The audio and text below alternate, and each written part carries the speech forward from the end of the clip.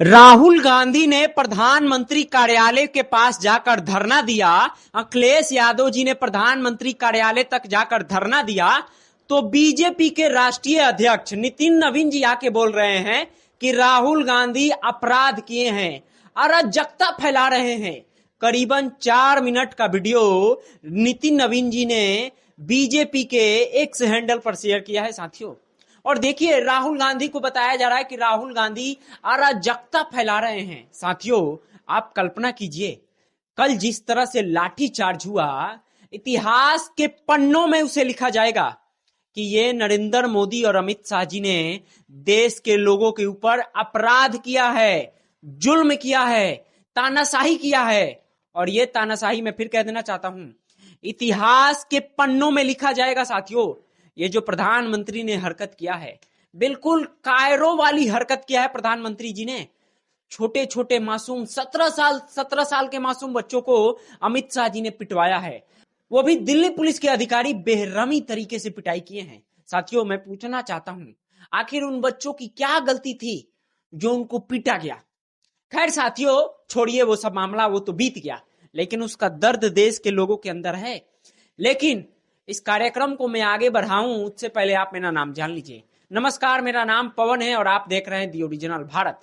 वैसे तो बताया जाता है कि ये सरकार हिंदुओं की रक्षा करती है, लेकिन कल आप देख लीजिए किस तरह से हिंदुओं को दौरा दौरा के पीटा गया है।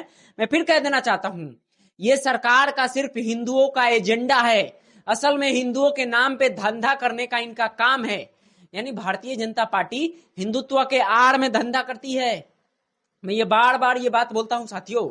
आज का ये कार्यक्रम जान लीजिए साथियों कि राहुल गांधी, अखिलेश यादव, प्रियंका गांधी प्रधानमंत्री कार्यालय के बाहर धरना दे रहे थे।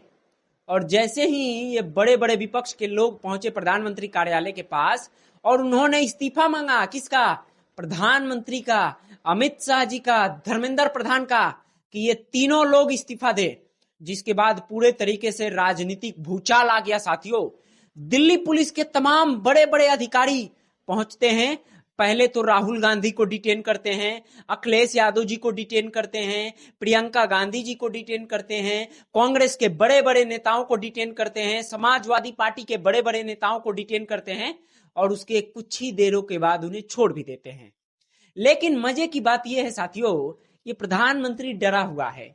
प्रधानमंत्री के अंदर डर बन गया है कि कहीं गद्दी ना चला जाए। साथियों, गद्दी तो जाएगा, वो देश की जनता जवाब देगी उसका, हम जवाब नहीं देंगे।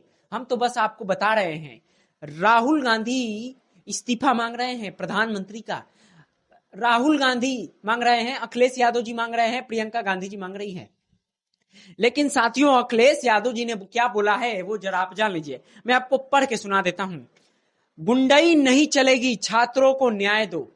यही नारा जैसे अखिलेश यादव जी लगाते हैं तैसे अखिलेश यादव जी को उठा लिया जाता है। अखिलेश यादव जी ने पहले ही बोला है कि भारतीय जनता पार्टी का ये अहंकार है और ये अहंकार देश की जनता तोड़ेगी। साथियों, राहुल गांधी ने ये मांग किया कि प्रधानमंत्री इस्तीफा दे। और जिन छात्रों ने नीट मामले में, नीट का जब पेपर लीक हुआ था तो कुछ छात्र इस देश में आत्महत्या किए थे, उन लोगों ने आत्महत्या कर लिया। उनके परिवार के 1-1 करोड़ रुपया का मुआवजा दिया जाए उनके परिवार के लोगों को। साथियों, राहुल गांधी ने यह भी बोला कि अत्याचार का हिसाब देना होगा। किसको? प्रधानमंत्री को देना होगा। मुझे तो शर्म आ रहा है किस पर भारतीय जनता पार्टी के ये राष्ट्रीय अध्यक्ष है नितिन नवीन जी, ये क्या बोल रहे हैं कि राहुल गांधी अराजकता फैला रहे हैं। सोचकर आप देखिए, राहुल गांधी प्रधानमंत्री कार्यालय के बाहर जाकर थोड़ा मोड़ा धरना क्या दे दिए, अराजकता। साथियों, मैंने पहले ही बोला है कि ये सरकार से जो व्यक्ति सवाल करेगा, जैसे मैं सवाल कर रहा हूं मीडिया के नाते, मुझे ये सरकार आतंकवादी बना देगी। पता है क्यों? ये देखिए, एनडीटीवी का ये जरा खबर आपको आप नजर डालिए। ये एनडीटीवी के पत्रकार हैं सैयद सुहेल। ये बता रहे हैं कि दिल्ली में जो प्रोटेस्ट हुआ, 70 पुलिस वाले घायल हो गए और उसमें पाकिस्तानी एंगल का जांच हो रहा है।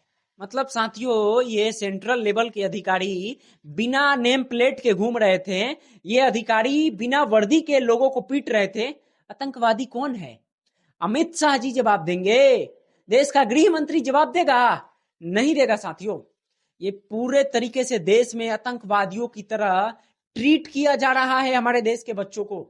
जिस तरह से पीटा गया है साथियों, वो काला दिन इतिहास में लिखा जाएगा साथियों। आने वाले पीढ़ियों को बताया जाएगा कि एक सरकार थी जिसका नाम था भारतीय जनता पार्टी। लोगों के ऊपर इतना अत्याचार की कि देश की जनता ने उसे जवाब दिया। बाकी साथियों, ये कार्यक्रम सभी लोगों के साथ शेयर कीजिएगा और बताइएगा कि प्रधानमंत्री बिल्कुल डरे हुए हैं, उनके अंदर डर बैठ गया है, लेकिन इस्तीफा कब दे रहे हैं ये देखना है साथियों। क्योंकि विपक्ष के बड़े बड़े अब लोग मांग कर रहे हैं कि प्रधानमंत्री इस्तीफा दें, क्योंकि जिस तरह से कल पीटा गया अखिलेश यादव जी को भी वो बात बर्दाश्त नहीं हुआ, जिस तरह से पीटा गया राहुल गांधी को भी बर्दाश्त नहीं हुआ कि छात्रों को इतना बर्बरतापूर्ण कौन पीटता है। अमित शाह के इशारे पे सारा वो काम हुआ है साथियों।